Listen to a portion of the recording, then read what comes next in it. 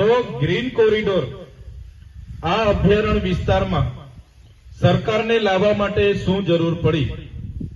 આદિવાસીઓ તો અહીંયા આદિ અનાદિ કાળથી રહી છે.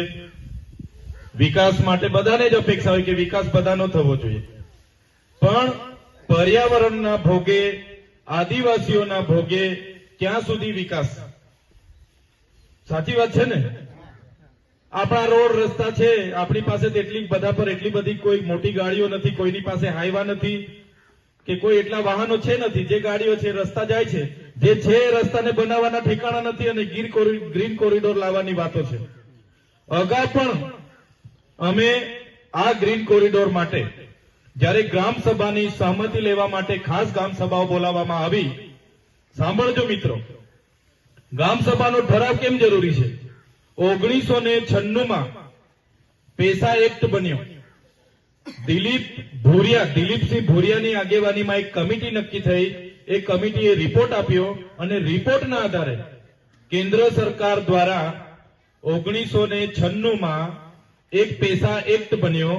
અનુસૂચિ 5 વિસ્તાર, જે આપણો વિસ્તાર છે, એમાં આવતા ગામોમાં કોઈ પણ પ્રોજેક્ટ આવવાનો હોય, કોઈ જમીન લેવાની હોય કે લે વેચાણ કરવું હોય, કોરી નાખવી હોય, કરસર નાખવું હોય કે કોઈ પણ પંપ નાખવો હોય, હોટલ ખોલવી હોય, કોઈ પણ કરવું હોય તો પેસા એક્ટમાં ગ્રામ સભાને પરવાનગી લીધા વગર કોઈ પણ વ્યક્તિ અહીંયા જમીનમાં કોઈ પણ જાતનો પ્રોજેક્ટ નાખી શકતો નથી.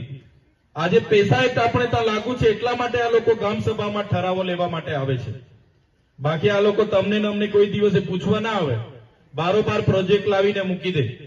તો આ પેસા એક્ટનો પાવર છે. એ પેસા એક્ટ વિશે તમામ આગેવાનોને બધાને માહિતી હોવી જોઈએ. અમે અવારનવાર પેસા એક્ટની વાત કરીએ છીએ, તમને પણ ખબર હોવી જોઈએ. આજે આ ગ્રીન કોરિડોરનો અગાઉ પણ અમે આપણા વિસ્તારના સરપંચોએ નામંજૂર, અમને આ ગ્રીન કોરિડોર મંજૂર નથી એ પ્રકારની તમામ ગ્રામ સભાઓના આપણે 2 વાર ઠરાવો આપ્યા છે.